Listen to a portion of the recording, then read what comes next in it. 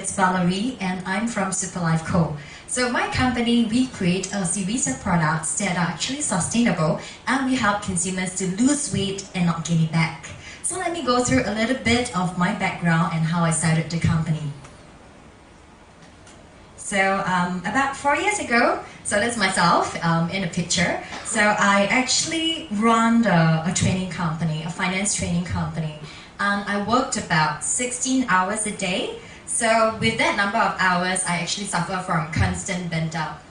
So I think at the 7th or 8th year, I actually had a really bad burnt out such that my friends and my family members actually urged me to go overseas for a break.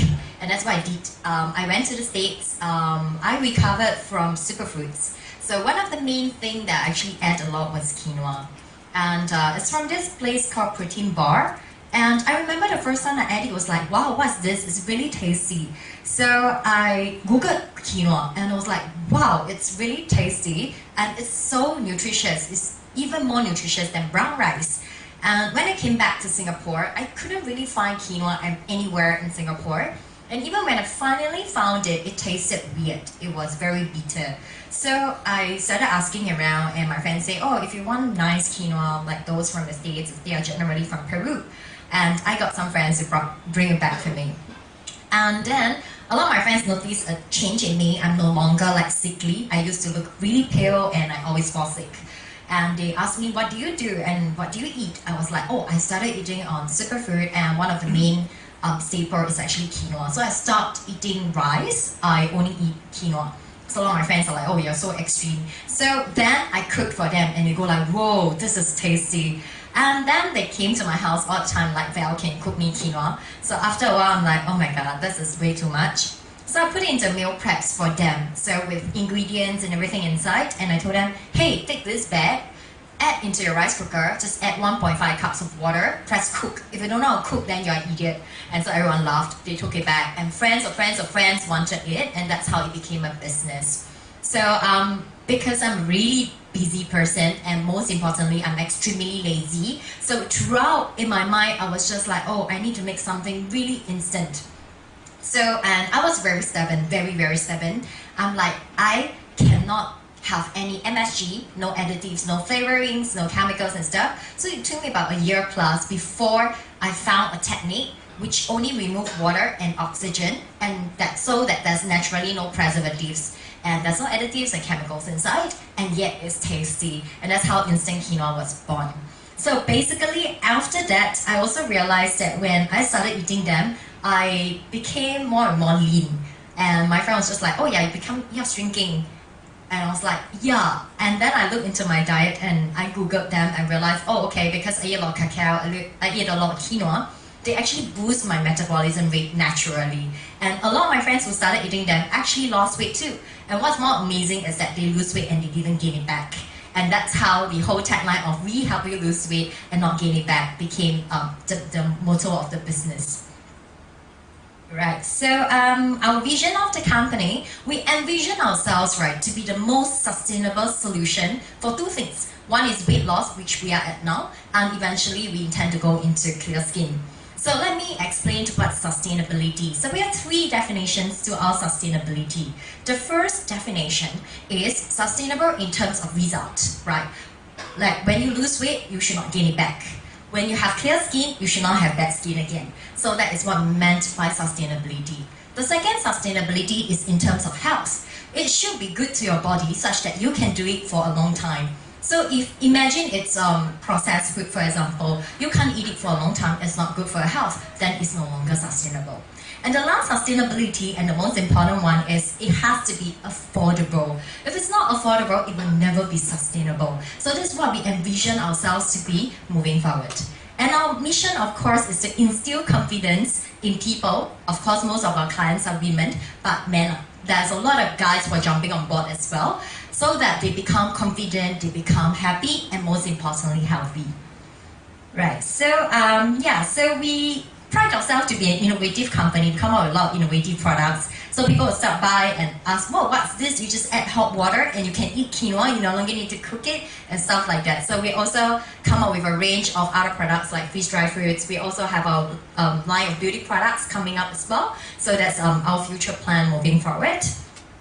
We aim to solve the problem of unsustainability and also unnatural solution. It doesn't need to be just weight loss. Actually, in general, anything. But we are focusing on weight loss at this point. Right. So we have a few channels. So generally, we do B2C and B2B. B2C is through our website. So we have an e-commerce site which is at superlife.co. And we also have a diet routine where people just need to look at 1 week, 4 weeks, or 12 weeks if you're lazy to think.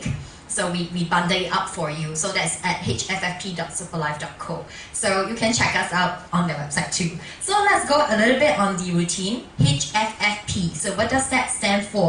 High in fiber, fat, and protein.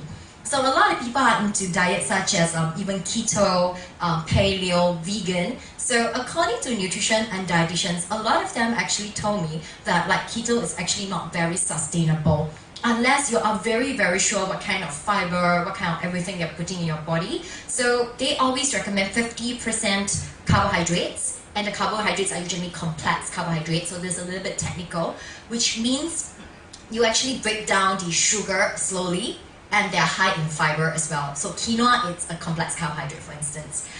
It has to be high in good fats as well. So fats actually lower your GI, your glycemic index. And then also protein. So protein helps you to increase your metabolism rate and activate your inactive metabolic cells. So this is something that people come to us and ask me, so how does protein help me? So one of the main things is that as we age, right, about 3 to 5% of our metabolic cells becomes inactive. So the key thing to sustainable lean body, it's the fact that you always increase your metabolism rate. Imagine going back to the time when you are like 16 or 18, you eat a lot and you're still like burning off the fats. But I have a lot of clients who come to me and say, "Hey, well, you know what, I breathe air, I put on weight." I'm like, okay, that means your metabolism rate is low. So we actually help them to measure their metabolic age, and we get them to go on a HFFP diet routine. Within 1 month, you can actually see your age going down. So most of our clients goes down about 2 years after eating our diet for like 1 month. Right. So my metabolic age today, it's how many years? More than 10 years younger than my age itself, than my actual age. So I told people, oh, that's because consistently I've been eating this diet for like 4 years. But a lot of clients within months of on this diet, their metabolic age goes down. And so you can metabolic out a lot faster, can burn calories a lot faster as well. Right. So this is actually a very simple routine. It only contains morning, take cacao powder, lunchtime, take quinoa. That's it. Very, very simple. And we have this headline, life is too short to eat bad food or bland food. So our quinoa, as you can see from this picture, is actually a tom yum soup with quinoa, and it has received very good comment in terms of taste, because I strongly believe that if you want to eat something good, it has to be, again, sustainable, right? Which means it cannot be not tasty. So if it's not tasty, no one will eat it for a long time. Right, so I've already briefly explained that how it actually helps to burn fats. So cacao actually helps to burn your belly fats, and it's very high in fiber, so it helps in digestion and also helps in gut health. And quinoa itself also helps to, protein itself also helps to reduce hunger hormones. Particularly in quinoa, it comes in complete protein. So sorry, there's a lot of technical stuff here, but complete protein means it contains all 9 essential amino acids. So, which is not possible to be produced by our body. So it's important that you get enough complete protein, especially for vegetarian and vegan, because complete protein generally comes from meat and egg. Right, so these are some of the products that we have. So instant quinoa, we have the tom yum, spinach tofu, and shiitake mushroom. Meal preps, you actually just need to throw into a rice cooker, cook it within 15 minutes. We have mushroom, spicy curry, and Japanese seaweed. The new flavor that's coming up for our instant quinoa is actually salted egg yolk. Instead of soup, it's going to be dry, so you just need to put half the water and then it will dry up and then you can eat it. Right, so some of the success stories, so we do have quite a fair bit of success stories with our customers. One of them actually lost 20 kg, right, just by eating our quinoa, and he's now like the walking person that's always like, oh, it's sustainable, it's sustainable. He's telling everyone, even when we're doing booth at like Takashimaya, he's like, oh, you should eat quinoa because quinoa is great. It helps me lose my weight and it didn't gain back, and now I can eat fried chicken at night, things like that. So we do have quite a fair bit of firm believer in terms of that, and we believe that in order to do things well these days, it's important that we become very sustainable in the solution. And yeah, so you can go to our website superlife.co to find out more. So I'm Valerie, thank you, bye. Be yourself up on stage and sharing about what it is that you do and what you're passionate about. So my name is Melanie Midex. I live in Bali, Indonesia, but I've been there for about nearly 5 years, but originally from Australia. And I've trained as a psychosomatic therapist, I've been an entrepreneur, and part of being a psychosomatic therapist is also doing face reading. Face reading isn't a psychic modality though, so I can't tell you your future, I can't tell you if you're going to win the lottery next week or anything like that.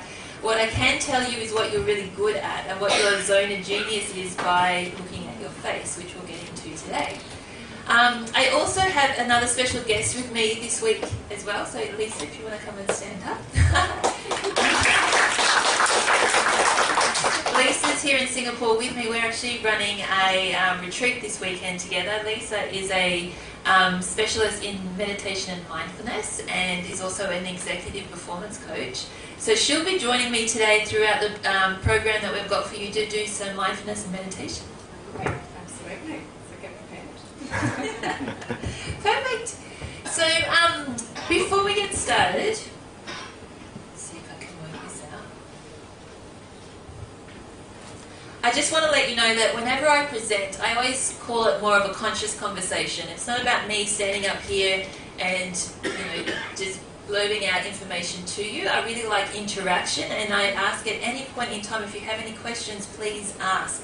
I'm going to be bringing out some new concepts that maybe you haven't heard about before, or talking about some things that you may have heard a little bit about but you want more information. Please at any time put up your hand and let's have a conversation about that. Conversations are talking, especially in an informal place, between two or more people in which ideas are exchanged, and I think we all learn from each other. It's not just about me sharing what I know, but you can also be sharing your information as well. Before we do that though too, I would also like you all to take your shoes off tonight, because we are not talking about business strategy. We're talking about how to feel connected and how to feel more yourself in the world. So if you want to take your shoes off and just get comfortable, feel your feet on the ground, don't be shy. You'll feel a lot better about it. Shoes, not shirt, shoes. Shoes! Yeah, take your shoes off.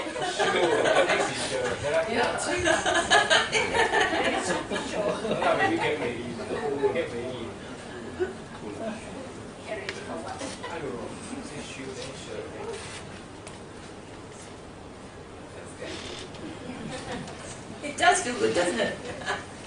Okay, so as I said, I'm a psychosomatic therapist, a face reader, an entrepreneur, a speaker, and I teach chakra philosophy for business.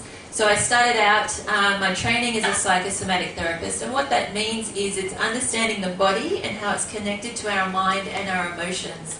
So basically, I can read the body to understand what your emotional well-being is like, which is interesting. So a lot of the time we are operating from a space where there's, we're not really thinking, we're just going through the motions. We're calling it an urban brain this weekend, where it's like you're just sort of on automatic pilot, so to speak, and psychosomatic therapy really helps you to get more into your body, to really respond to the world through your human brain rather than a automatic robotic type of brain.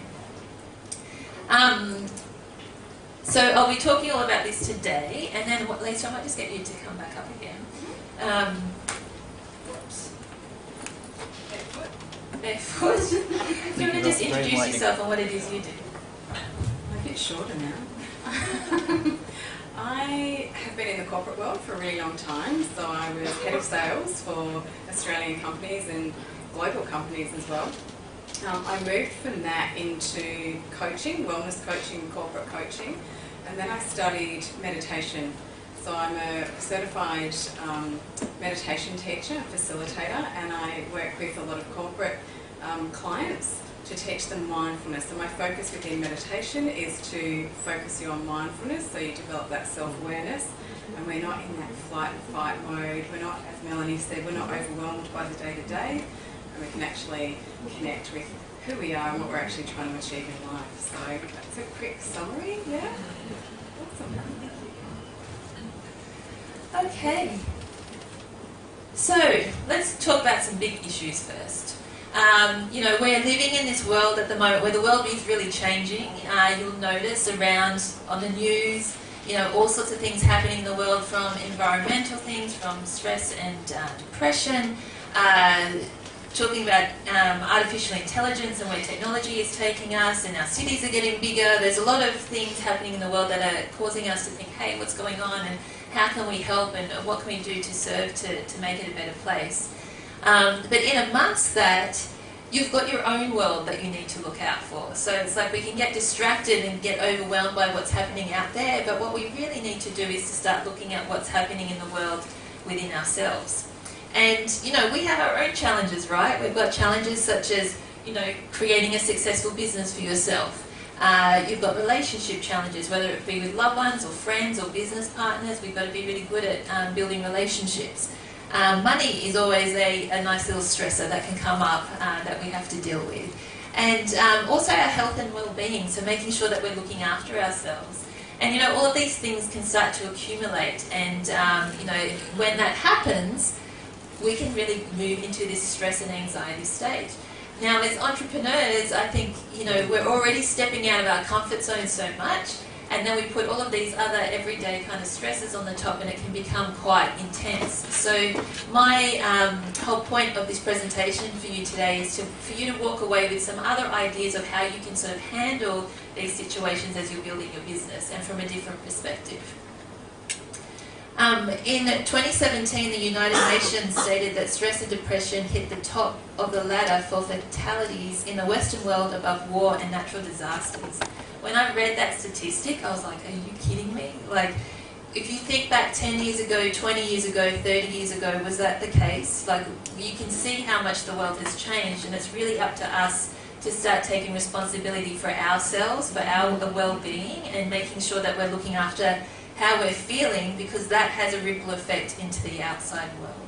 And that's why I love psychosomatic therapy, because it looks at your body, it looks at your inner world and how you can balance that and get that to a really nice equilibrium state for you to be able to get out into the world and do what it is that you want to do. So I'm going to tell you a short story first, and then we'll get into the face reading part, I promise. So how this all came about. So I studied psychosomatic therapy in Australia, and I started my psychosomatic therapy business over there. So I was working in a clinic, and but what was happening was I was attracting a lot of more like anxiety and stress and depression type clients in a little room, which is why I left the 9 to 5. I kind of felt like I recreated that scenario in my own business. I was like, this isn't really what I wanted, because I love traveling, I love, you know, working with really motivated people. And I ended up moving to Bali because I heard there was a very big entrepreneurial community there.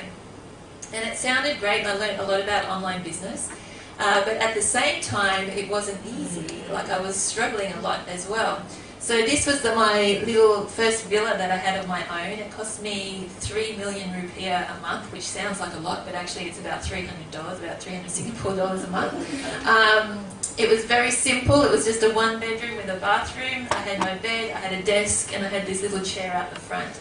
And I'd been going through this fight or flight kind of scenario where I was having these like really big emotional breakdowns, like, why isn't my business working? What can I do? You know, I don't know how I'm going to pay my bills next week, all these sorts of things. And I was sitting on that chair, and I had my big emotional release, I had my big cry, and I was like, what do I know really well? Because I've been trying to do business, being taught by everyone else. What do I know really well? I know the chakra system. So I looked at my own chakra system. I was like, right, I'm doing all the right things to really vitalize my base chakra and all my other chakras. And then I thought, what about business? Does my business have a chakra system? And I started thinking about how business fits into the different chakras of the chakra system energies. And it totally made sense. So I'm going to be sharing that with you today. And ever since then, I can just see there really is no separation between you and your business. How you're feeling on the inside as you build your business will be reflected in how your business is going. And what I've managed to do is to line things up so you can see what part of your business you need to work at any time.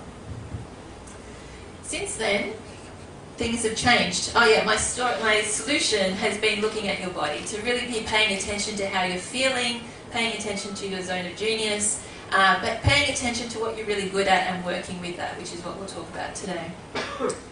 Since then, this is now my new villa. So I've got a pool now, I've got a 2-story place. It's a much more comfortable place to live in. I've just been speaking at some conscious global summits and things. About 2 weeks ago, I did a training with Lululemon here in Singapore, helping their staff to move through change and transition within their own stores there. And then next year, I'm actually going to be talking on stage with Elizabeth Gilbert. So it's gone from, oh my God, what am I going to do, to this whole new world opening up, because I've really learned how to make sure I'm in alignment with what it is that I'm doing. So this is what can happen when you really start listening to yourself. So tonight we're going to talk about what your chakra system actually is. We're going to do face reading and finding out what your zone of genius is. Then we're going to talk about your business-based chakra, and at the end I've got a really special face split reveal that I want to share with you about too. So there's 4 things we're going to be doing.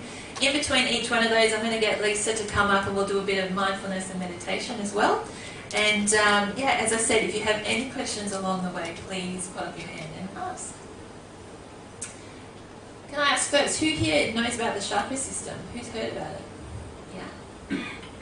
Who doesn't know about the chakra system? Put your hand up. Okay, good. So we've got a nice mix of people in the room here. Sometimes it's good to have people that don't know anything, because it's a good refresher for those that do know something about it as well. But first, 2 minutes with Lisa. 2 minutes. Oh. Gonna find me. Mindfulness is a bit of a buzzword these days as well. So, does anyone want to tell me what they think mindfulness is? Consciousness. Consciousness, yeah. Yeah. Being in the present moment. If you think about stress in your day-to-day life, where do you think it might be coming from? What's creating it in terms of your thoughts? Any guesses? Yeah, and most of our thoughts, believe it or not, are past or future. They're actually very rarely about the present moment. So if we're ruminating on the past, that can often put us in stress mode, because we're thinking, oh gosh, I was in this meeting the other day and I said this and I shouldn't have. Or I'm thinking about the future and what I'm trying to create and the bill that needs to be paid next week and the kids and the list. So this all creates stress. If we're actually truly in the present moment, there's very little stress in the present moment, because we just think about what we're doing right now. So it's only when we're thinking about the future and the past. So that's why mindfulness is so great in stress relief and getting rid of anxiety as well. I will also say though, in terms of stress, I want to make it very clear that there's a healthy level of stress. It gets us out of bed in the morning, gets things done. We need to get things done. But then there's an unhealthy level of stress as well. So I'll stop there. I'll elaborate on that a bit more a bit later. But if I can just get you all right now to close your eyes. Close your eyes. Take a really big deep breath and take it way down into the belly. Not the chest, belly. Each time you take that inhalation, feel your belly expand.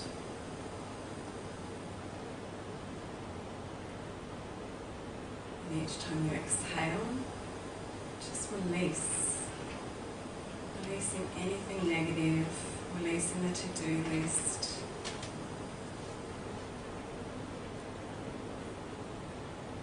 Just be really conscious of that breath as it enters past the nose, tip of the nose, the back of the throat,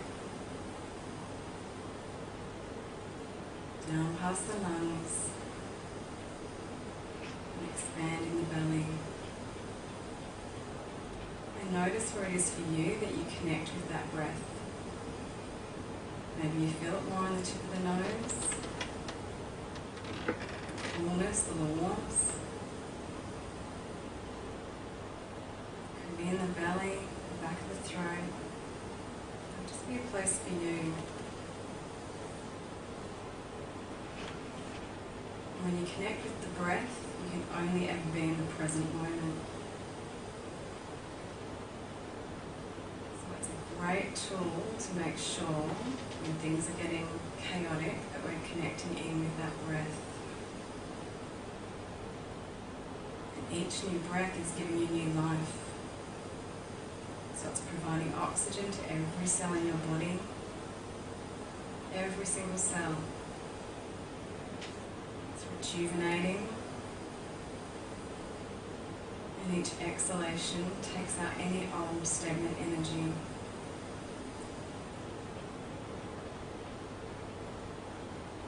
Every breath is giving you new life.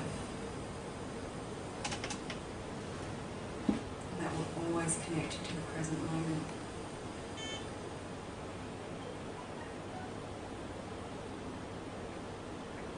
When you're ready, just gently open your eyes.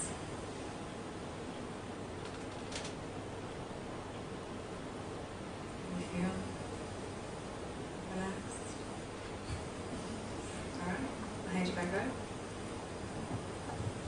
Thank you, Lisa. Okay, so now we're feeling all nice and present in the room, present in your body, ready to learn, ready to ask questions. So, what is your chakra system and what are the mechanics around it? Where does it come from? Well, this is what we're going to follow through today. So we're going to find out where it comes from, how many energies they actually are in the chakra system, what they actually mean, and how does the chakra system work. A lot of the time I notice, there's a lot of healing modalities that talk about chakra energies. There's people that say they'll block your energies and balance your chakra energies. And then there's always this question, but what are you actually doing? And so in this little piece, we're going to talk about what is actually happening within your chakra system. Because I really love to know how things work. I'm very spiritual and energetic, but I need to know the mechanics to make me feel better about it.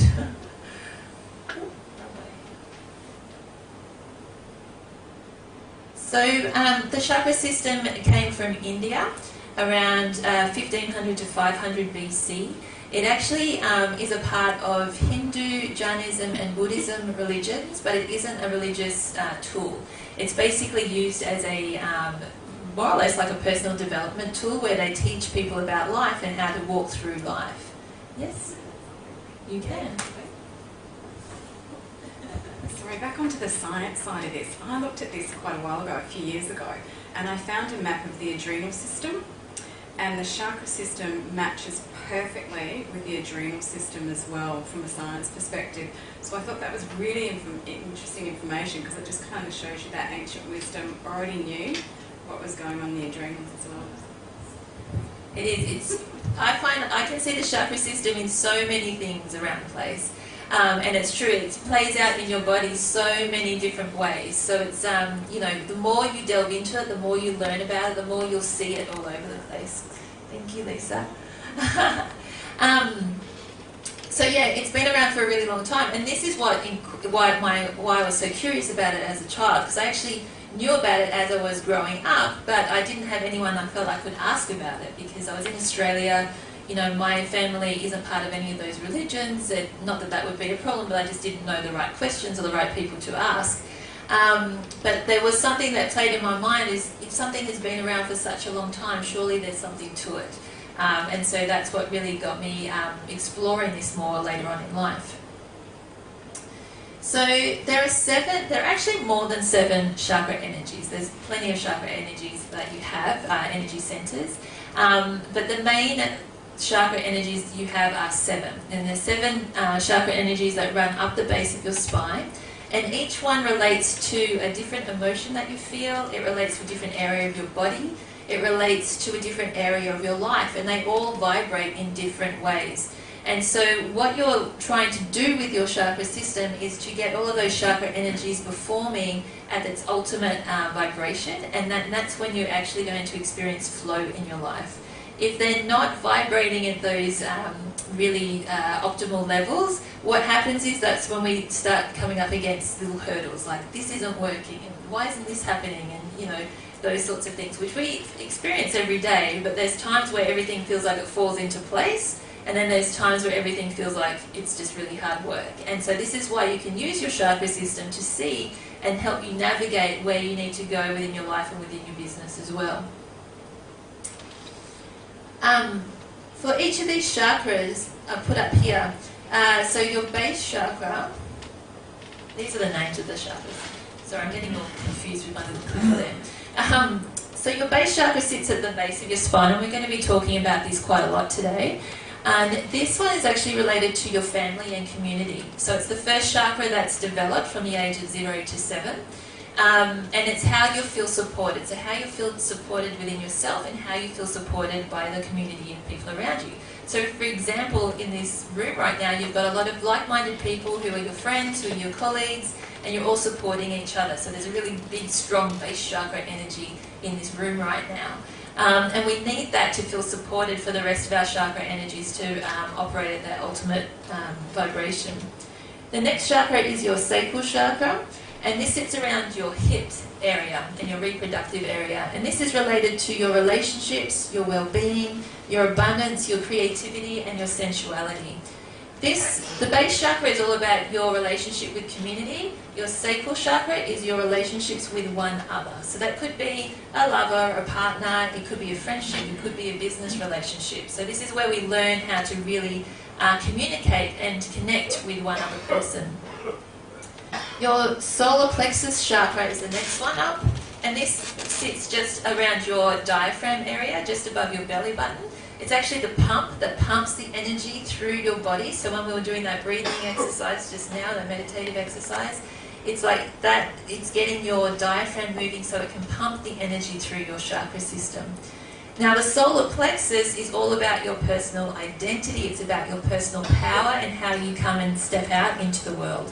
So when you're standing on stage, you don't want to be talking like this and all like this, because then it's really hard to understand and you might get a bit tired. You want to be like talking like this and standing up and getting people taking notice. This is igniting your solar plexus energy, which is where you've got your courage and your charisma and your own personal identity coming out into the world. The next chakra is the heart chakra. And this sits around your heart center, and it's all about, for me, it's the lens that you see of the world. It's how you look at the world. Are you looking in through a lens of compassion, or are you looking at one where the world's out to get you? So it's really learning to live with compassion. These lower three chakras here are much more earthier and have a lot more connection with real life kind of, not issues, real life areas that you deal with in every day. Whereas these top three chakras that I'm about to talk about, they're more etheric. So they're more the spiritual, intuitive type of energy about it. So we're going to spend a lot of time in these more earthy chakras today, but as you move up, it gets a little bit more etheric. Your throat chakra is all about speaking your truth. And it doesn't need to be necessarily speaking your truth, it's communicating your truth and knowing what that truth is. So, you might think one thing, but you might be saying another, and that's when you know your throat chakra can be out of balance. Your brow chakra, which a lot of people know about, it can also be called your third eye, is connected to your intuition. So really learning how to tap into your intuition, and to me this is really the centre of leadership. It's where you're going to understand what's right and what's wrong for you, and to be able to make decisions, even if the world is saying to you, that doesn't sound right, I don't think you should do it that way, but there's something inside of you that's like, no, I'm going to go for this, I'm going to do it. That's when you know you're tapping into your intuition and leading through that space as well. And then we've got the crown chakra at the top, which is your universal connection. So to me, this is where we get our vision, our purpose, those insights of what it is that we're really here to do. So all of you in this room, you're obviously all in business, so there's something here that you're really wanting to achieve in the world. So remembering to tap back into that, and it's like, how am I going to get that done? So that's a basic overview of the chakra system. Does anyone have any questions at all around that? Yeah? Something physical? Is it something physical? They are physical, yes. I'm about to show you how those energies all play out actually, so this might answer your question. So each of those chakra energies runs up the back of your spine, okay? But then, this is how it works, okay? So basically you've got the tip. There's a tip that sits in the center of your spine for each one of those chakra energies. And at that tip, I call that, that's your key of destiny. So it's like where all the information of what your true purpose is lies within that tip. And then as the chakra energy comes out, you've got this cone area here. And in that cone area is where all your emotions sit, it's where your mindset patterns sit. It's basically everything that you've learnt and you've experienced in life is held within this cone area. And then at the filter, this is where you've got where it bumps up against other people's chakra energies too. So you know when you walk into a room and you walk in and you're like, oh, it's a good vibe in here, like, you know, I'm feeling good, you know, it's because everybody's chakra energies will be sort of like-minded, so to speak. And then sometimes you can walk into a room and it's like, oh, what's going on in here? Or you felt, you know, someone's had an argument and then all of a sudden there's, you know, some sort of funny energy happening. It's your energies aren't matching what's in the room, or they're feeling off, they're not feeling connected.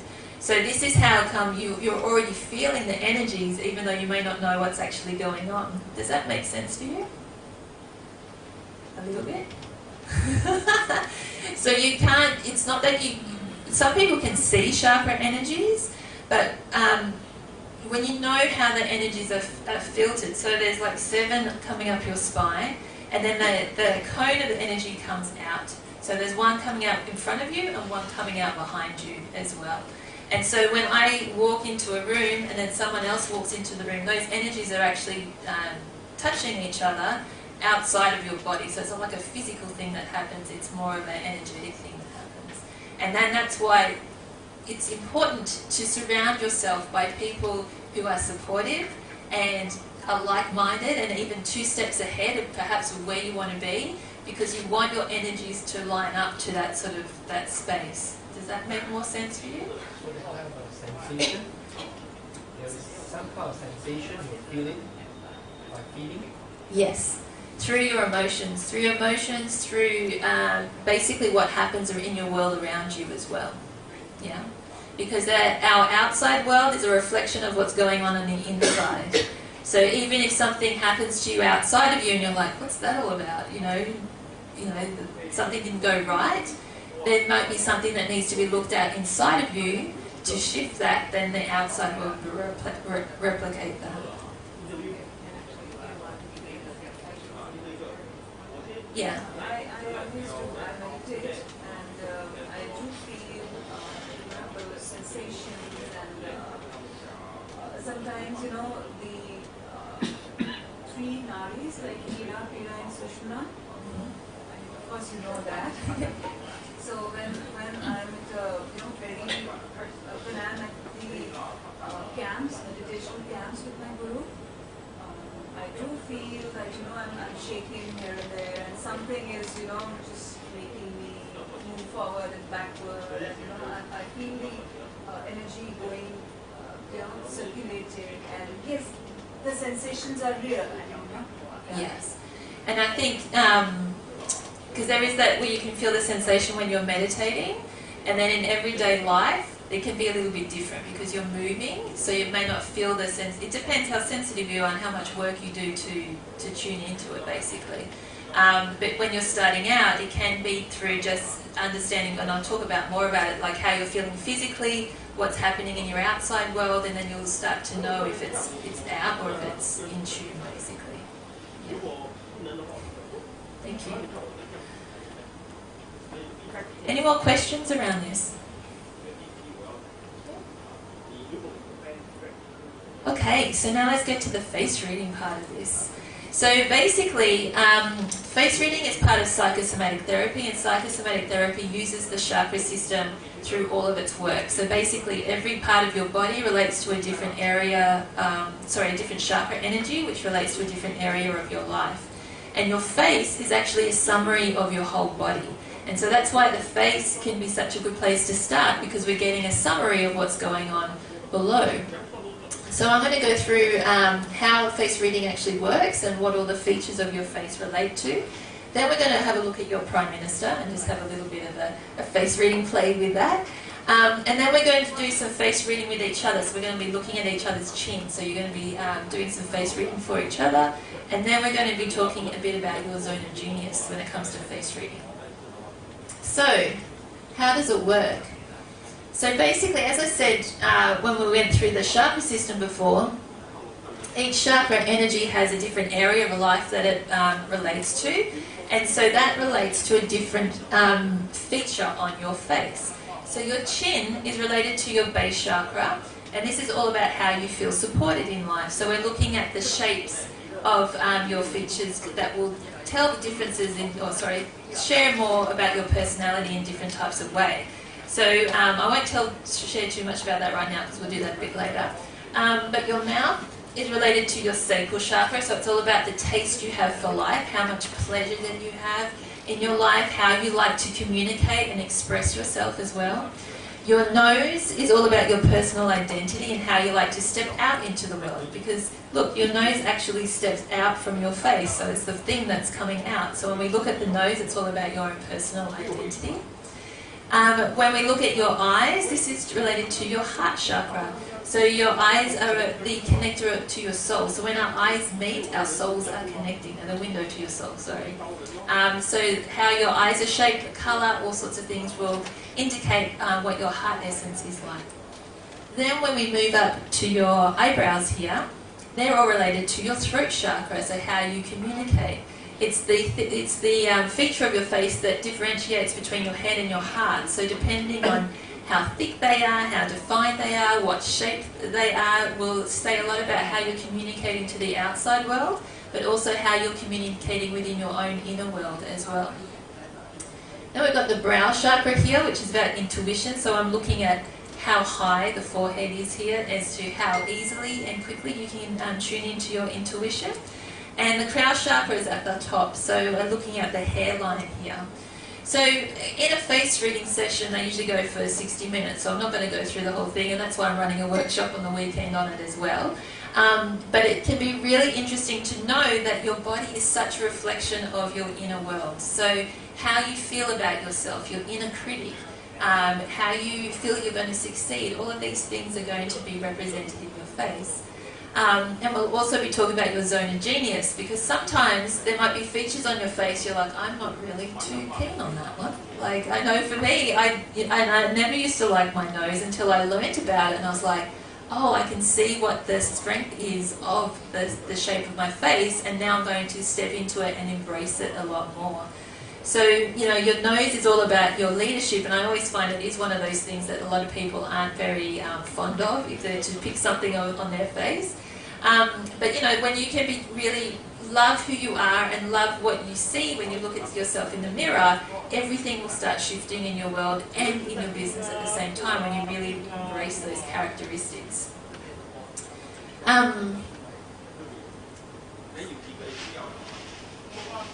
Shall we look at your Prime Minister? Yeah. Now, I don't know, I'm not a very political person, so I don't really know anything about what your Prime Minister's been up to, so I'm just saying that from the start. And I'm not going to say too much either, because I just want to be a bit careful, but I want to ask you guys first, when you look at this man's face, how does that make you feel? Pardon?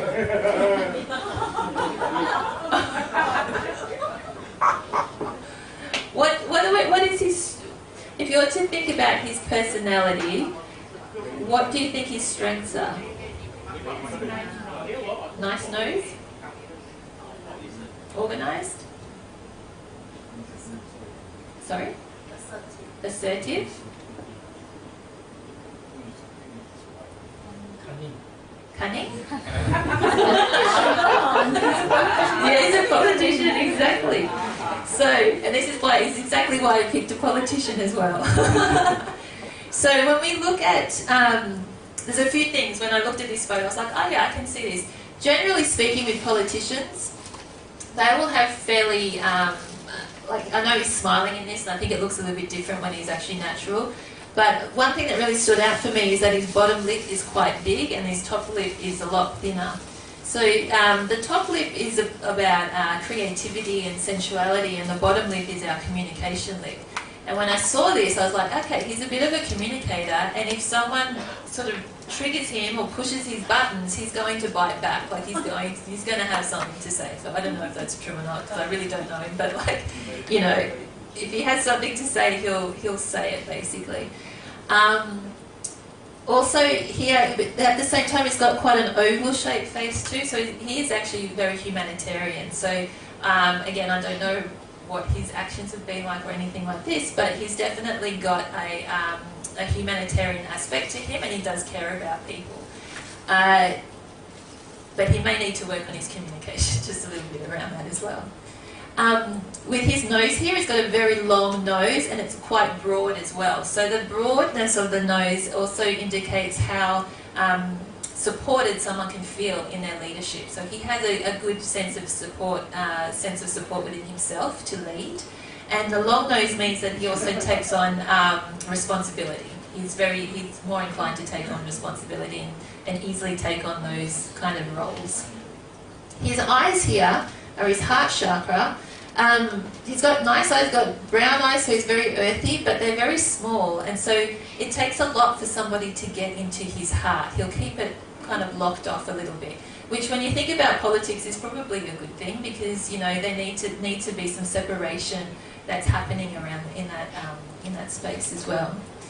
His eyebrows, he's a good teacher. He's got, you know, they're a bit bushy. They could be more defined. Sometimes his communication can be a little bit misinterpreted by the outside world, and I feel like he might say things to please other people rather than what's really going on inside for him. So he's always like thinking of the outside world more than really saying how he's feeling about things, which it can be okay, but it just depends how that's kind of playing out for him.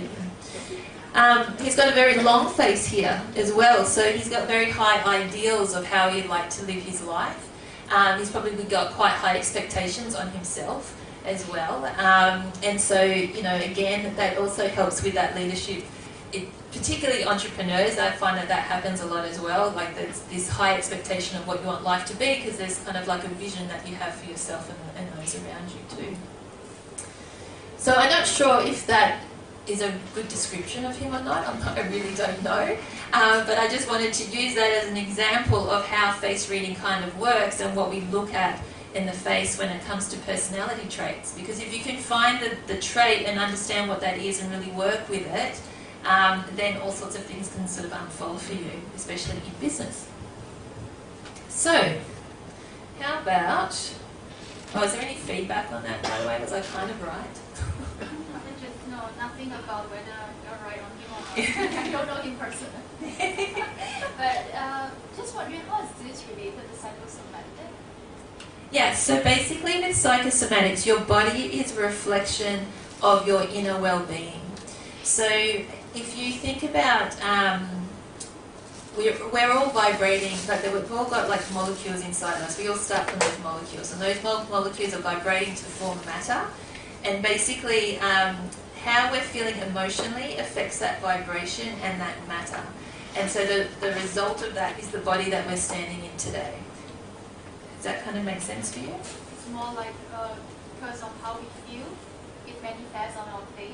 Yes. So it could like from young, from birth, our face start to change based on how we feel. Yes, exactly. And our bone structure is ancestry, so that comes from our family. So that's why there will be sometimes some traits that are passed on from generation to generation through the bone structure. But our muscle and our tissue changes all the time, and it's why sometimes you can look in front of the mirror and you'll be like, oh, I'm feeling really great, and then something might not be going great, and you're looking and it's like, oh, I can see that. You can physically see it. And so by really paying attention to how your body's feeling and how you're feeling, it's bringing your awareness back to, oh, is this actually working out for me, or do I need to make some shifts? And you'll see that more later on in the presentation as well. Basically, to me, psychosomatic therapy is using your body as a compass. So really tuning into how you're feeling at any given time. And also, if there's any pain and injuries that are happening in your body, it will be indicating you to look at something closer, basically. So just, I'm not sure whether I'm jumping the gun, but say we have some sensation on the face. Is there a way, like, should we massage our face, tap onto our face, or what do we do about it? Yeah. You know? It depends. I mean, it depends what it is, obviously. And it depends where it is on the face. So say you've got, for example, you broke your nose or something. To me, I would be thinking that is to look at part of your solar plexus, your own personal identity, and what's going on around you at that point in time that's either stopping your personal identity come out, or where you're trying to express yourself and something was holding you back. Probably a better example than a broken nose is when you get a cold or sinus. I always, like people say, oh, I've just got a cold, or everyone's got the cold. But some people don't get it. And I always think, okay, if that turns up for me, what's going on in my life right now? Have I just stepped out of my comfort zone? Do I need to step out of my comfort zone? I always look at it more holistically in terms of that chakra energy and everything that it represents. Yeah. Yeah. How does this system or method help people with depression or dementia, because they have no control over their mental thoughts? How can we help people of this kind of conditions? With depression and dementia. Dementia? Elderly, Yeah, I can't answer it for dementia, but depression, like I would always say, for depression, it depends what that person feels they need at the time. So if they need a specific therapist, absolutely need to go and see them. But at the same time, I think depression is a soul sickness. It means that person's lost their purpose and they're not sure of what's going on. That's my personal belief around depression. And there's such a high level of depression in the world right now, but popping pills and things like that is actually masking what's really going on. And it's through exploring the emotions that they're feeling, because depression just means that it's like you're not feeling anything, you're numbed out, basically. You're not able to really understand if you're feeling excited, if you're feeling unhappy, if you're feeling judged, or like being really specific with what those feelings are. And how I feel psychosomatic therapy helps is it starts you to understand the exact emotion that you're feeling. So you're not just feeling good or feeling bad, it's like what exactly are you feeling at any given time? Because by identifying that emotional state, then you know what to look at next. Yeah. I'm talking about the patient, the people you have help, even though their state of mind. Say that again, The sorry. person who is suffering from dementia or maybe depression, we won't be able to know their state of mind. So where do we start to help them? Yeah, dementia, I can't. That's not my client, so I wouldn't be working with them. Depression, it's up to it's part of it is self-responsibility as well, and it depends on the level of depression that someone's feeling. Because there are extreme cases of depression where they need medication, but for the states where it's like I'm feeling depressed, like I've had moments where I'm feeling depressed. Even as an entrepreneur, you can become isolated and feel lonely. And then that can spiral you down, but then it's like, why am I really feeling this? Like, it's allowing yourself to dig deeper. So I do feel like there's a level of self-responsibility to explore and to find out all of these different modalities and how they can help. Yeah.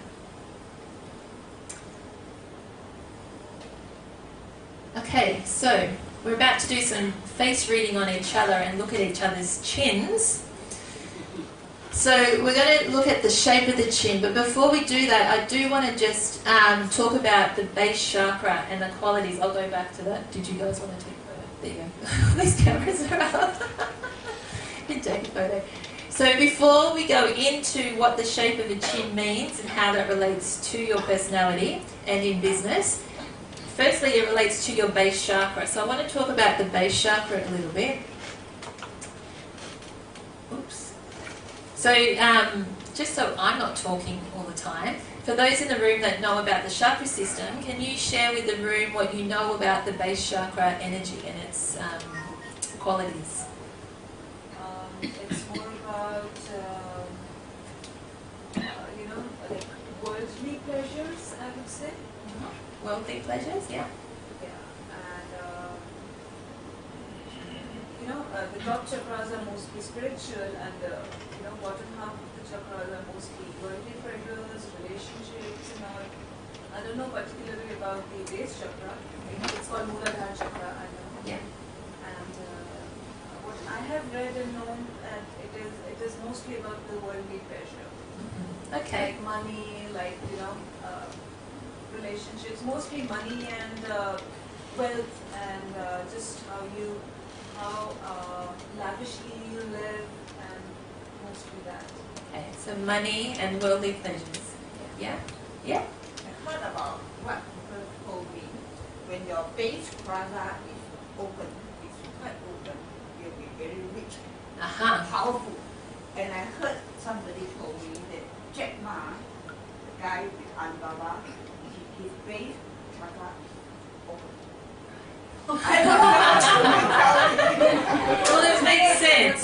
Yeah, it relates. Yeah. It relates. It is. It's definitely related about money because it's related about how you feel supported. How you feel supported in life and what it is that gives you that vital energy to do more. So it's all about foundations. Originally, does anyone else have anything else they'd like to add to that, to the base chakra? No? Sense of safety? Yeah, absolutely. Big time. Which is what, again, related to money. If we're not feeling like we've got any money, it's like, how am I going to pay my rent, my mortgage? How am I going to feed myself? All these sorts of fears can start coming up. So the base chakra is the most earthy chakra energy of the chakra system. And it's related, I always think back to hunter-gatherer time. So it's very tribal, it's like, it is that fight or flight kind of mechanism, because those, back in those times they had to go out and hunt for their food. So they've always had their instincts on alert to know what was around them, were they in danger, what was sort of going on. The hunter-gatherers also lived in tribes, and we still live in tribes to some degree today, but back then it was very community-based. And so the base chakra is a very community-based type of chakra energy to it. So it's how you relate to your family, how you relate to your community, and if you don't relate to them, finding the right families and the right communities to be a part of as well. So it doesn't mean that you necessarily have to be a part of it, but it's just finding the people that are going to support you. I've made a little list here as well. The colour of it is red. So you can do things like wear red, you can eat red foods. If you're feeling like your base chakra is out, red is definitely the colour for that. I've said most of the things. If you have anxiety issues, like generalized anxiety disorders, you've got to heal your base chakra? Yes, yes. So your base chakra is all about fear, overwhelm and anxiety, and fear. Yeah, fear, I always said that. When you feel those, that's when your base chakra it's being activated in the wrong way, basically. It's being activated in that fight or flight. And the opposite of that is feeling energized, motivated, and vital. So when you feel energized and you're excited, but you're feeling that sense of calm, that's when the base chakra is activated at the right type of energy. If it's coming from that place of fight or flight and adrenal type energy, then it's not in the right place. And that's basically what's happening in the world today. At the start, when I was talking about stress and anxiety, a lot of us are operating from this fight or flight energy rather than from this more calm, collected, energized and motivated and excited, but from a more rounded type of energy. Yeah? When you say activated correctly, can I use the concept of Chinese yin and yang? So yin and yang is positive and negative, because it's either you're too positive or you're too negative. So the balance is in the center. Yes. So normally when we find we are out of balance, we have to center it. How do we use this system? Yes. I will be talking about that later as we go through. There's a lot to it, and this is basically what I'm doing now is bringing to your awareness what the base chakra is about. And to do, basically what you want to do with the chakra system is learn that about each of those chakra energies, because it covers the whole spectrum. It covers the whole spectrum of emotions. It covers the whole spectrum of, you know, your body, and all different areas of your life too. So each one, it's important to learn all these sort of awareness skills, so then you know when it's off balance as well. Yeah. When you talk about base chakra, I can you relate to muscle, I want to meet the basic need, the safety. Yes, basic needs, safety, so looking after yourself basically. And it's looking after yourself and your community, but then looking after yourself. Yeah, there's two shades to it as well. Anybody else have any other questions about the base chakra or anything to add to that? No? So when we're looking at your chin, we're looking at how it fits into all of this, basically, through the shape of your chin. So, there's different shapes. We can have a more square type chin, or we can have more of a rounded type chin. What I would like you to do right now is we're going to have a look and see how rounded or how square your chin is. So, what I want you to do first is put your hands under your chin like this. So pretend that the hands underneath your chin is a table, and then your chin is balancing on that tabletop. You're then going to know how far you're going to swing, right? Based on if your chin is square or if it's rounded. So now what I want you to do is I want you to look to the person next to you and share with each other if you've got more of a square chin or more of a rounded chin. Yeah, you got a bit of a and you also got so you've got 伤了你，我嘞，你是微了，你是。你有点像那个，他也是，什么？他有点像，人看就是咯，人看。哦，看这里，看这里，哎，看这里，看这里下，你看他看这里下，啊，他是看你近，所以我这里是。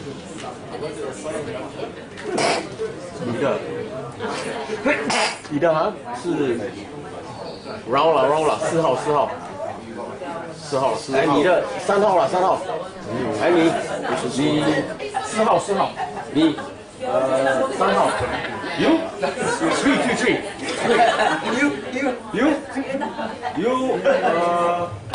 4 How's everybody going?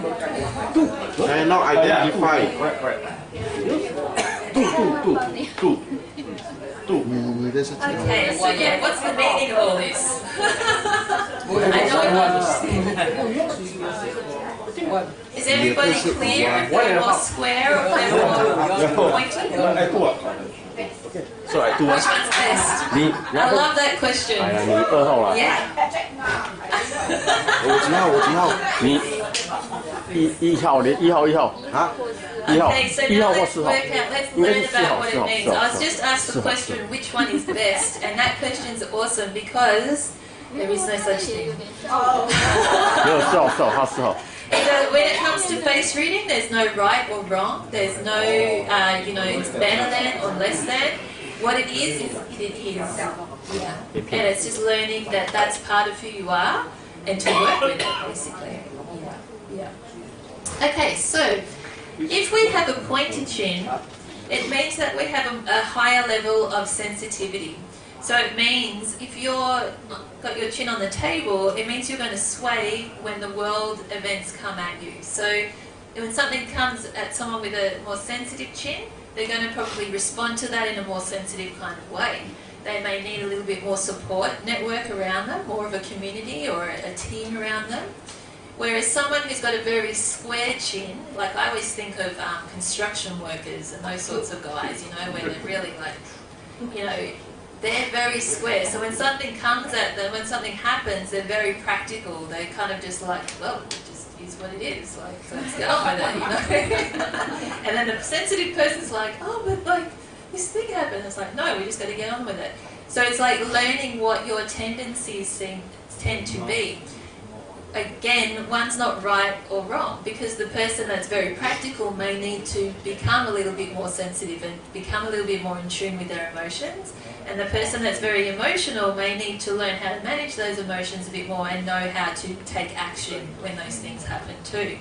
So from learning this about yourself, you can really understand, do I need support in a particular area? When's the times when, you know, I feel like I am too emotional, or when I need to be a little bit more emotional, and just making sure that you're getting that balance right for yourself, you know, when things happen in the world. Did anyone see anything strange, weird, crazy they want to ask about chins through that process? But I heard about the Chinese face reading. Yeah. Your face is more square, you tend to be more wealthy. Well, I'm not sure. Psychosomatics is different to Chinese face reading, I know that much. Compared to those who are sharp. Oh. The ladies like to have a very sharp face. But that doesn't mean that they are. No. In my book, yeah, Chinese face reading is different because they use a lot of different points. I'm not familiar with that at all. But I think everybody has the opportunity to be wealthy. It's about learning your personality and making it work for you. That's what my true belief is. You know? Yeah.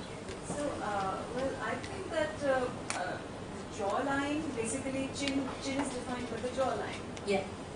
Jawline, cheekbones, forehead, nose, these features are genetic. Like, you know, the nose of someone who comes from Greece or from that race, basically Aryans, Indo-European people, will have always a nose like me, like, you know, coming out from here. Yeah, yeah. And someone who is Asian, like maybe Chinese or Japanese, or, you know, they will always have a flatter side of the nose, which is, I mean, and they will have small eyes, and, you know, so, I mean, it's not possible that the whole nation can be, you know, just, you know, categorized in one category. It isn't. Did you?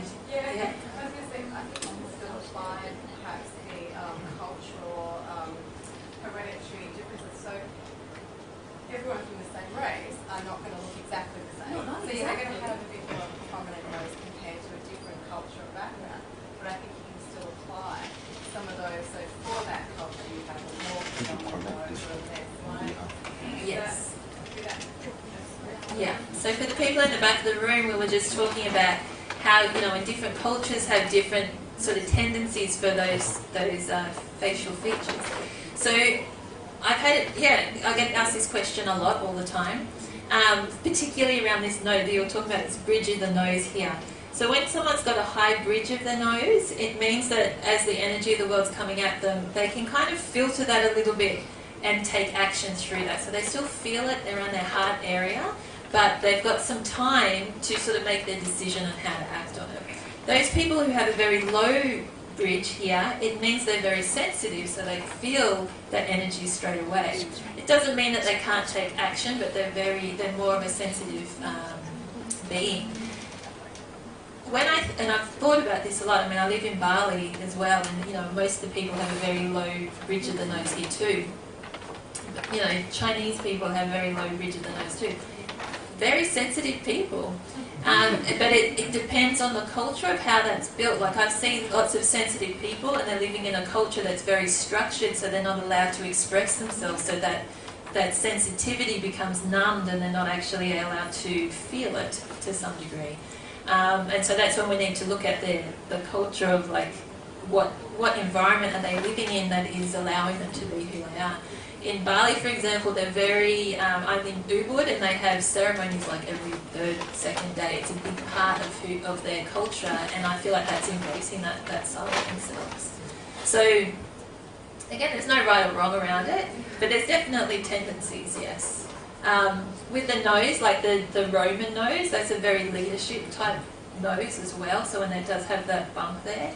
And you don't see that a lot in some cultures, but it doesn't mean that they can't be a leader, but maybe it will be a different journey compared to someone that does have it. Yeah.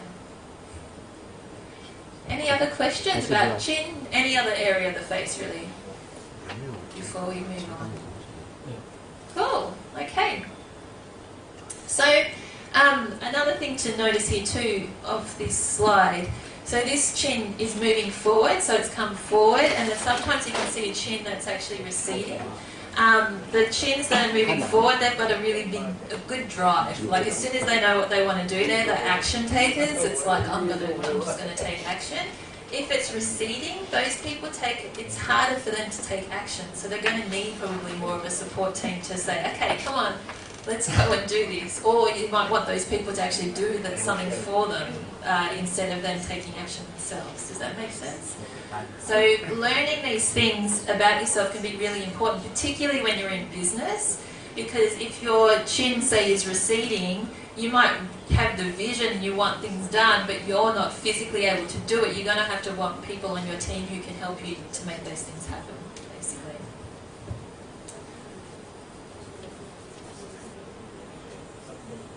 Your zone of genius. So the next thing I'm going to talk about when it comes to your face is your zone of genius. And this usually, for me, is your most prominent feature. So when I do a face reading for someone, I can read all sorts of things throughout their face. But there's always one or two things that are really striking about that person's face. So something that captures your attention, the first thing that you look at. So again, what I want you to do is I want you to look to the person next to you and have a look at their face. And what's the most, what's the feature that stands out the most for you when you look at them?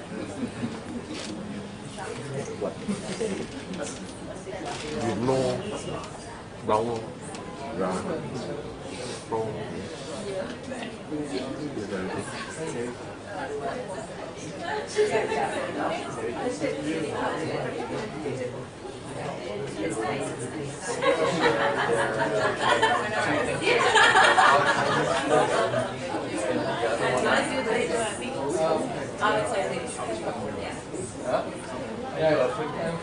Yeah, I would say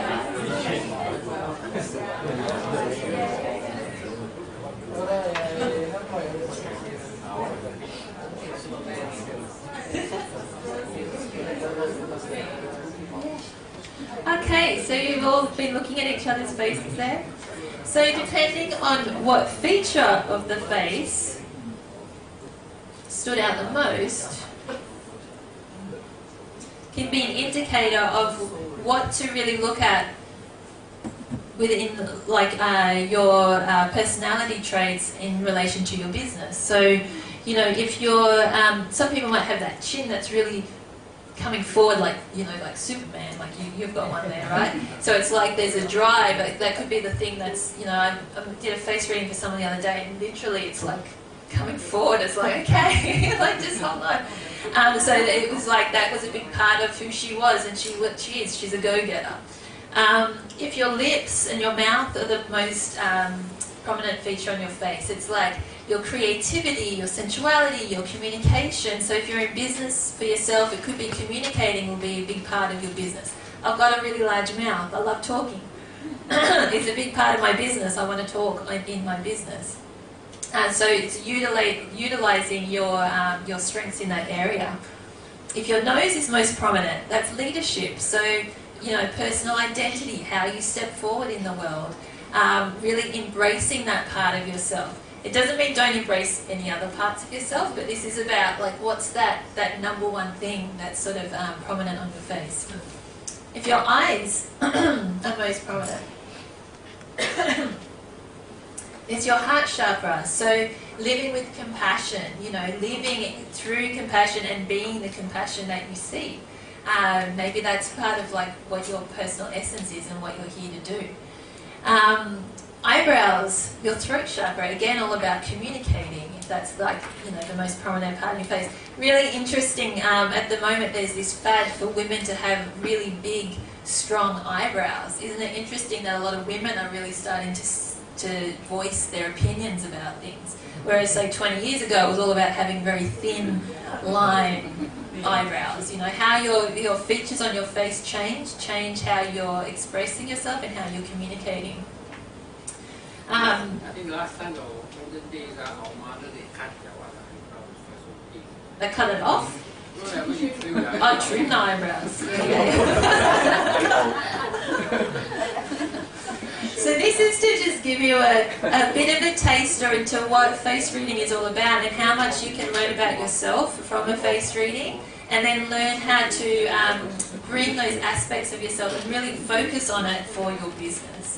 Instead of sitting behind your computer and just trying to get it done online, like, are you really utilising who you are to get your business going as well? We can forget about that. We look more to the strategies and the structure rather than the person who we are and who we need to step out to be. So I think it is now time for another 2 minutes with Lisa. Whenever I come to Singapore, I end up freezing. Freezing. Chakra. I just need to do some exercise. Freezing. Purposely what? Chakra. Before I get into the next exercise, Melanie did a face reading on me a few years ago, maybe about a year ago, and it was so funny because it was so true, but I never thought of it this way. One part of my face kind of wanted to conquer the world and, you know, go out and achieve so much, and another part of my face just wanted to go and live in a tree and just hide away from the world. So I have this constant battle between, yes, here I am, and then, oh no, just let me be in a tree somewhere. So it's quite interesting what it actually reveals. Anyway, one thing we've been focusing on now is the base chakra. So I thought what we could do to just align with that in this next little meditation exercise that we'll do is to focus in on the base chakra. So when you're ready, have your backs nice and straight.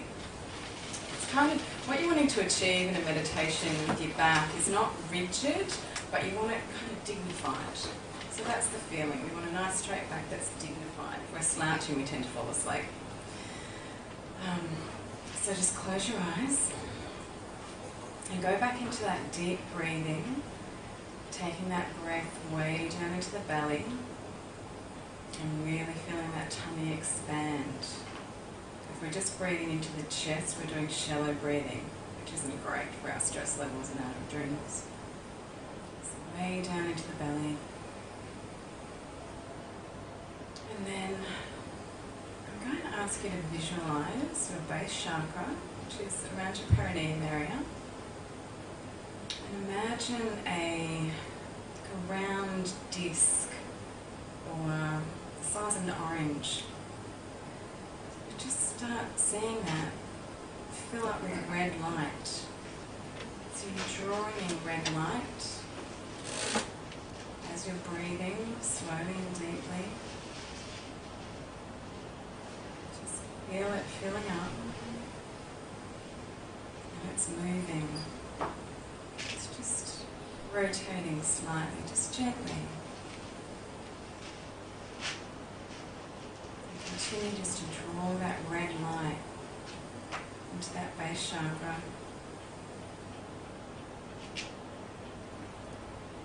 Continue the deep breathing. And as it fills and energizes,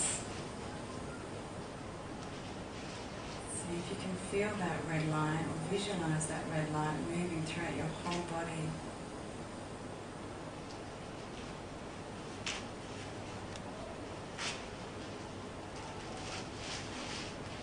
And then you might want to visualize a tree root or a silver thread or something that comes to mind for you, gold thread even, coming out of that base chakra, of that beautiful red energy.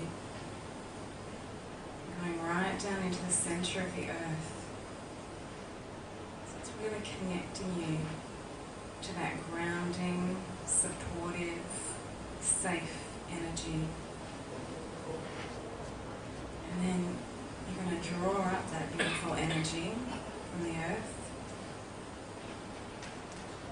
You're going to draw that up into the base chakra.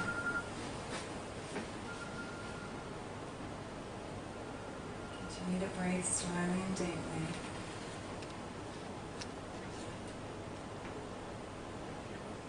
Again, once it's in that beautiful base chakra, filling up with that red light, see if you can take that right through the body as well. To your legs, your feet, your knees, hips and torso, arms, neck and head.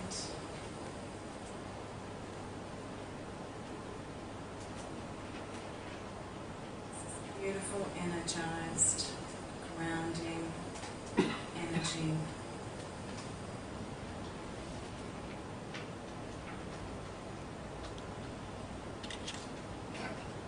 Anytime you feel that you need to, if you're feeling unsupported or stressed or anxious, you can always do this exercise. On your inhalation, again, take that right down into that base chakra.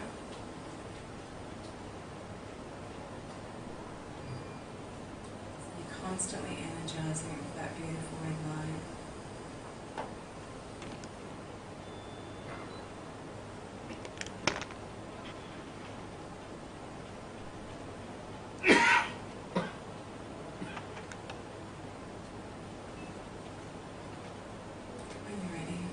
Slowly and gently open your eyes.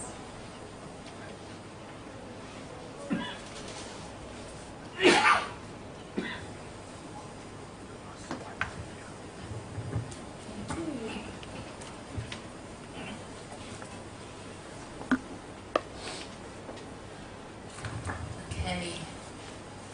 Now, let's energize that base chakra a little bit for the last little piece of this presentation tonight.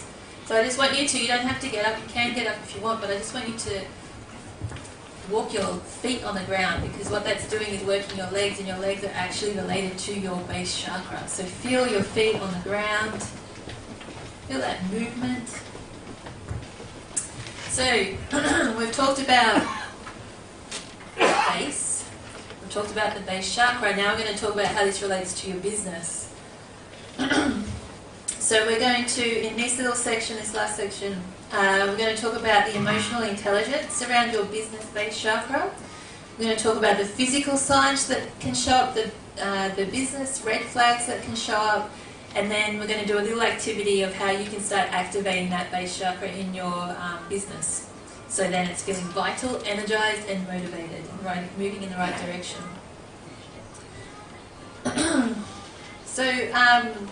Yeah, I've been doing this for about 6 years now. I finished my first training as a psychosomatic therapist 6 years ago. I've been an entrepreneur for the past 4, and in terms of in the online space. And the 3 things that I consistently hear are people feeling lack of confidence, they have procrastination issues, and usually it's connected to fear of being seen, and also cash flow issues in their business as well. So we're going to be talking about this a bit in this last section here. So when we talk about flow and blocked, because we hear that a lot as well. Sorry, hold on a second. My throat shut.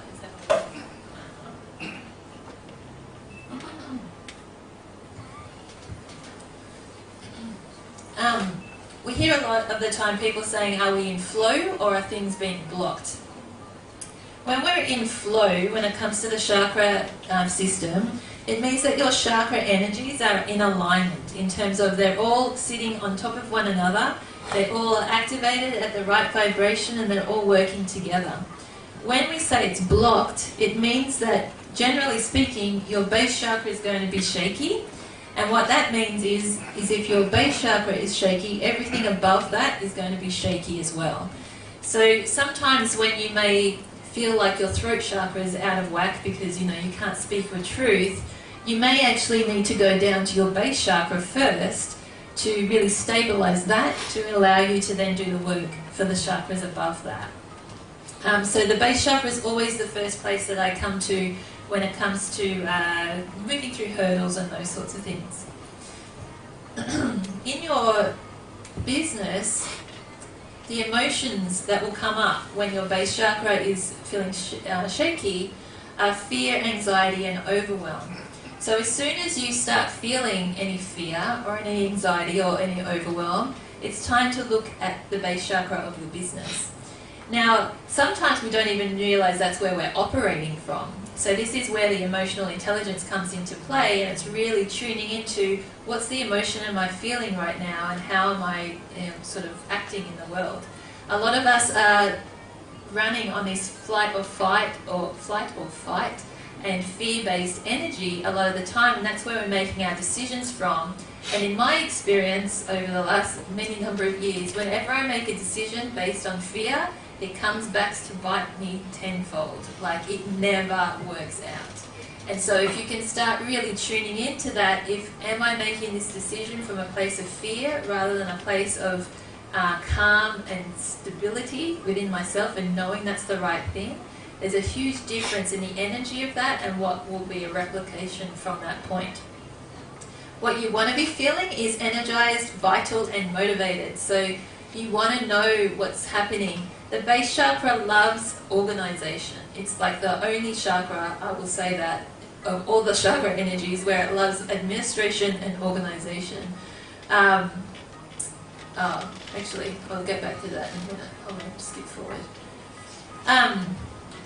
But it does. It really likes to know, it likes planning, it likes to know what's going to happen. We can't predict what's going to happen in the future all the time. In fact, nothing is for certain, but the more that you can feel certain that you've got the right number of clients coming in, or you've got the right income to pay your staff and all those sorts of things happening, the more vital your base chakra is going to be feeling. If we're hanging out in fear down here, or anger, or any of those sort of overwhelm, anxiety feelings, we're going to actually be playing in a space of suffering and getting by. When we're in a state of flow, this is where we're feeling that love, we're feeling that joy, we're feeling excited, we're really connected to what it is that we're doing. So I always found this graph to be really helpful when I started doing this work, and it does come from David Hawkins, who's written the book Power versus Force. I highly recommend reading that. Where he talks about, the different vibrations that our emotions have and the state of being that actually keeps us in. So, if we're feeling fear, we're going to be suffering, basically. And, we don't want to be suffering. We want to be feeling like we're in this state of flow. So emotional intelligence for me through the chakra system is understanding all those specific emotions that you're feeling, and then knowing where it is on this chart to help you know how to shift it to the polar opposite emotion. So for the base chakra, it's about, did you actually know this too, that the body physiologically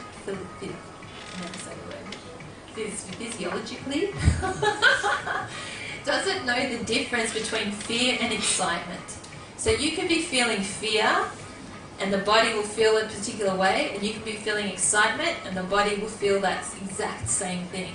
So from a mental point of view, and I've done this a few times now that I've learned this, if you're feeling fear, shift it to excitement. It might be fear of, I don't know what's going to happen right now, but it could be like, I don't know what's going to happen right now.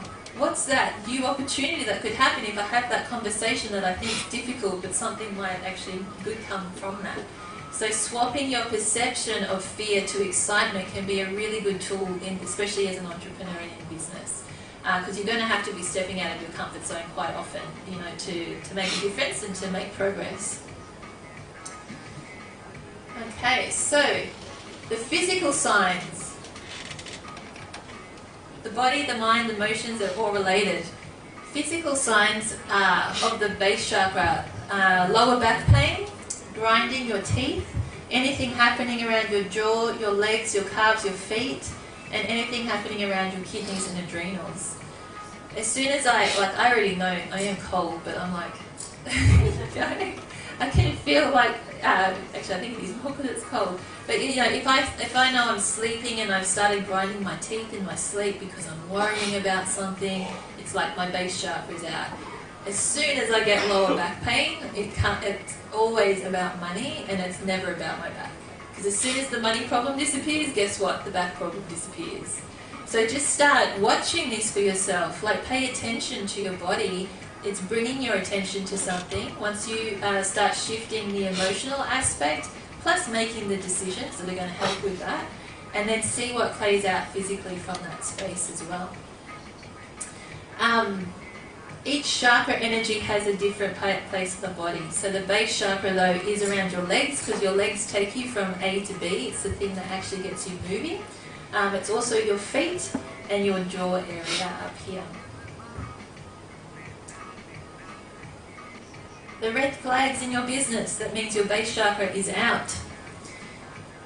Cash flow, ideal customer, and goals and planning. So if you're feeling fear, anxiety, or overwhelm, or your back's hurting, or something's going on with your knees, or you're grinding your teeth, have a look at how you're feeling about your cash flow, how you're feeling about who you actually know your ideal customer is, and do you have a good set of goals and plans? Because usually there's something going on in here that's causing that symptom or effect to happen, you know. So then you know where to come and take the action instead of just feeling overwhelmed and going, I don't know where to start. This is where you actually start.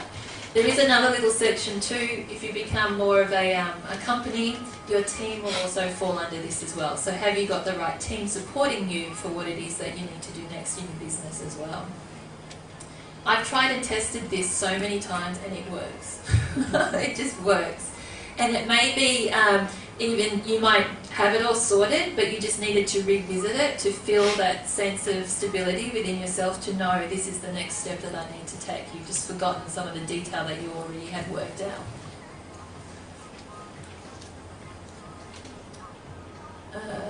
Yeah, so once you do that, then you'll be getting more of a flow state rather than a block state. This little diagram here, a lot of the time I find in business, people jump to promotion and communication before they've actually looked at the first three chakras of their business. Being the base chakra, which is all about your foundations and support, your sacral chakra, which is around branding and creativity, and your solar plexus, which is your product and your service. So for me, for you to really be in a good state to start promoting and communicating about your business, you need to have strong foundations, a clear brand, and also very clear products and service. At the beginning, that can be difficult, and that's what makes it difficult as a startup, because you're testing and trialing and you're trying to work it out, and it's all very messy. But as you keep doing the process and coming back to it and revisiting it, it gets stronger and stronger, and then that's where it really starts to grow.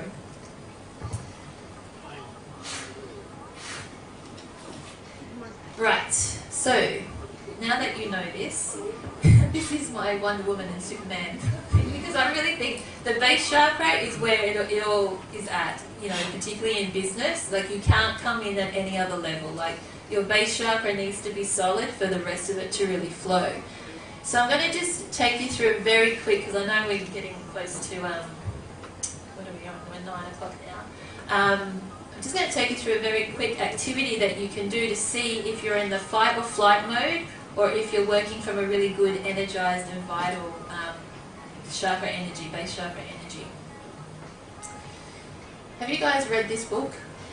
Yes. Okay, great. I love it. Read it time and time again to learn from it. So we're going to focus on goals and planning for this little activity.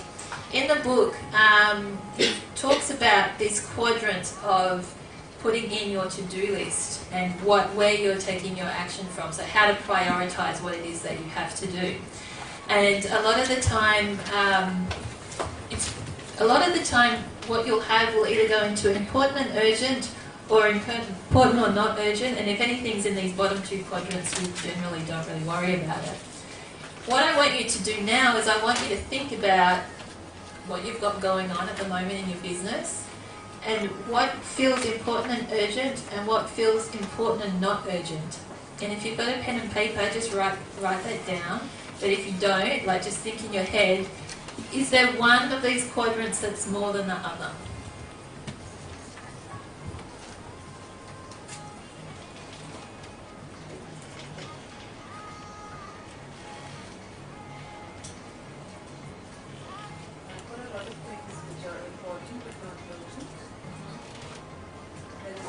Just important and urgent? No, there is nothing. There is nothing not important and urgent. Basically, there is nothing urgent as such. Things are just important. Yeah. That's great. You'll see when I do next.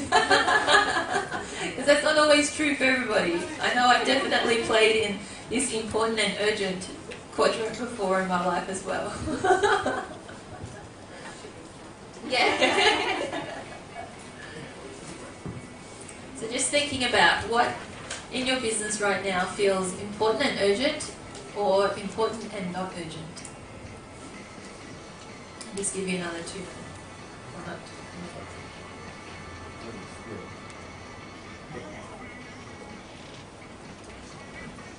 Okay.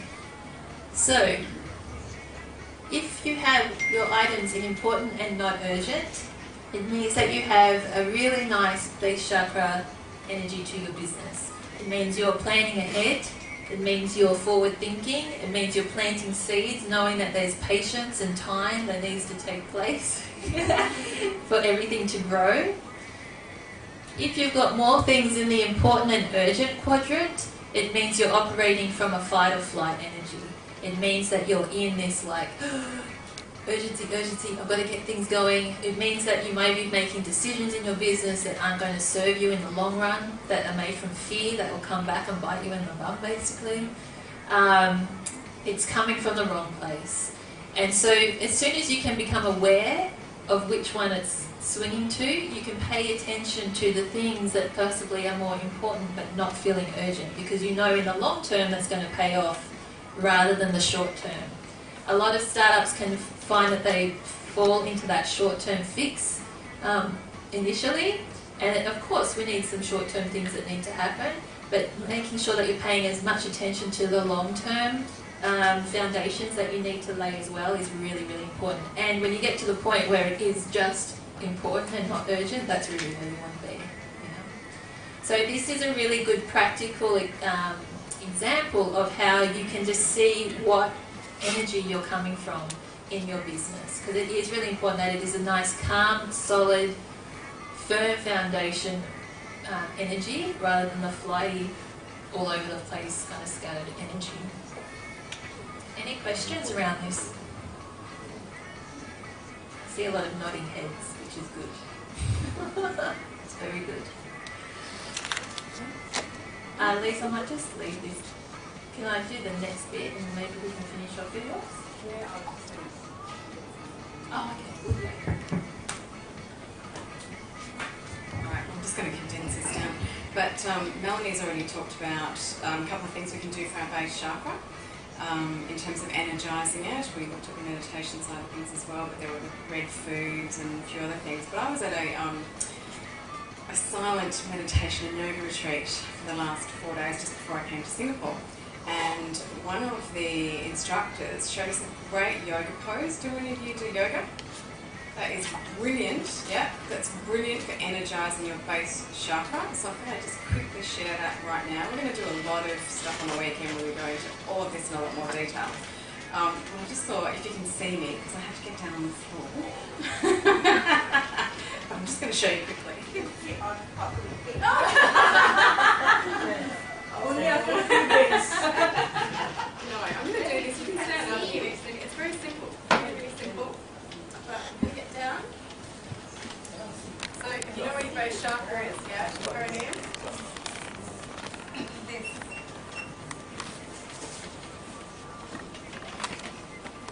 Just that, as long as you can hold it. So while you're doing it, you know, only if you can. So it's up to your level. So even if you can't touch your toes, you can get a rope or something to hold on to, even if you're sitting up here. So it's actually not how far you can get down.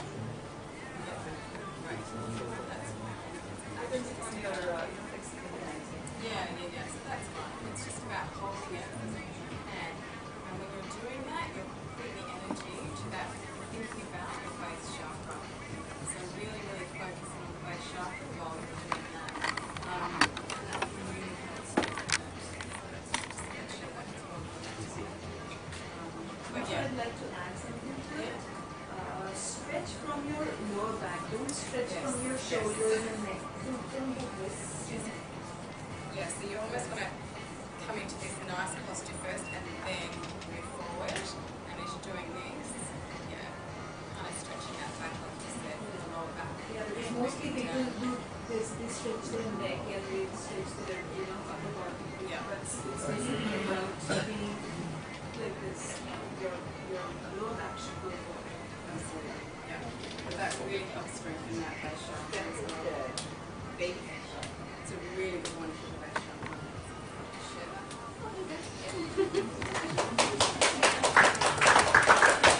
Awesome. Go back to the last slide.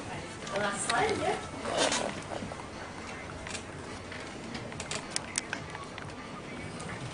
Alright, so now we're into the finale. I had a special face split image that I want to share with you, and this is really important actually, which is also can be a red flag about how your energy is flowing and whether you're operating from the urban brain, which is the shutdown, non-emotional state of being, or you're running from your human brain, which is the in-touch and emotional intelligent self.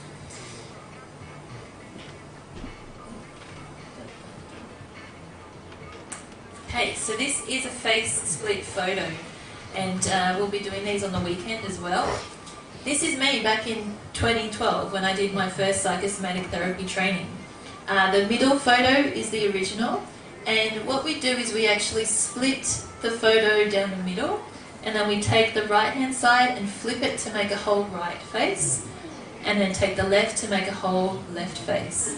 And what this is, the whole right hand side of your body is your masculine energy, and the whole left hand side of your body is your feminine energy, which is a bit like yin and yang, what we were talking about before. And this was the thing that woke me up to what was going on in my life and how much I had lost touch with who I was and what I was that I was here to do. So, for those of you that aren't familiar, we all have feminine and masculine energy inside of us. The masculine traits are logic, taking action, structure, and giving. We need those. We have to. The feminine aspects of ourselves is creativity, emotions, flexibility, and receiving. We need those as well, but a lot of the time there's an imbalance that's actually happening there. And the face split actually shows you what that balance is and how balanced it is or how imbalanced it is. So this I've cut out from my original photo, and this is my feminine and my masculine. So I want you to share with me. I always look at the feminine and masculine energy inside of ourselves as a relationship. So, and then I also talk to merchants like Estee Lauder to put promotions in the app.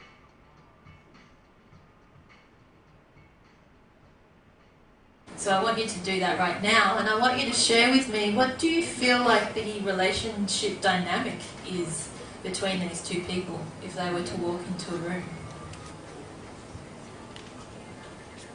Are they happy? Devin doesn't seem happy? Yeah, Devin doesn't seem very happy. And you look much younger now. Yeah. Thank you. I've been doing the work. Yeah, so for me, this was huge. I actually look like, my feminine side looks like my grandma. When I saw this, I was like, whoa, that really looks like my grandma. And then my masculine energy looks like this young boy, you know. And so when I look at the relationship dynamic between them, I'm like, how does that even work? Like, they're not talking to one another. It's like they're separate people. They're like they're living separate lives. The masculine face is just like, yep, let's go get him, let's go do this, and it's like dragging the feminine energy along, and the feminine's just like, I'm shut down, I'm not enjoying myself, you know, this is not good, you know. So when I saw this, I realised I needed to make some changes in my life. Like I needed to look at, you know, what was really lighting me up. How was I really feeling? I was, you know, getting more in touch with my body and listening to my body as well. And that's what I've been working on for the last 6 years. So I did a face reading workshop earlier this year in Bali. And I took another face split six years later. Yeah. So this is me. So this was 2012 and this is now 2019. And you can see the difference.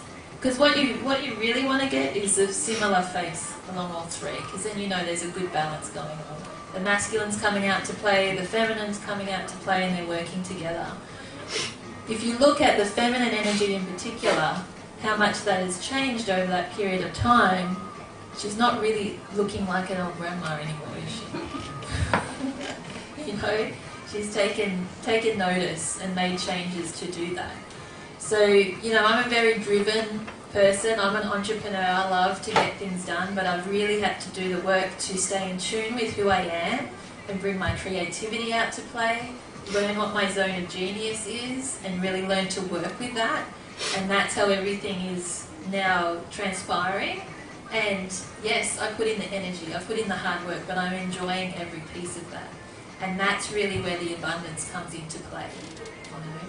So if you are feeling like you're on path, you're on purpose, but you're still hitting your head up against a brick wall, or that you're not on purpose, but you don't know what else to do, you know, doing this work, doing the psychosomatic work and learning about yourself can help you to realign and to ask some good questions and to see what direction you should be heading into. Because ultimately how you feel on the inside is going to be reflected by the outside, and then that's going to have a ripple effect out into the world. Yeah. So, that was the finale piece that I wanted to share with you. It really was like the wake-up moment I needed when I saw Do you it. have an app where we can, you know, do this for our faces? I don't have an app. There is apps online that you can use to do that. If you do it, make sure that you just take a very straight face, because otherwise you get some pretty weird face things going on. On Saturday, I'll be running a face reading workshop where we'll take the photo and we'll actually be splitting it so you can see it, and then we'll be doing the analysis part of that too. So yeah, and I also do it when I do the private face readings. We don't take the photo, but I can get a good idea of what that's playing out.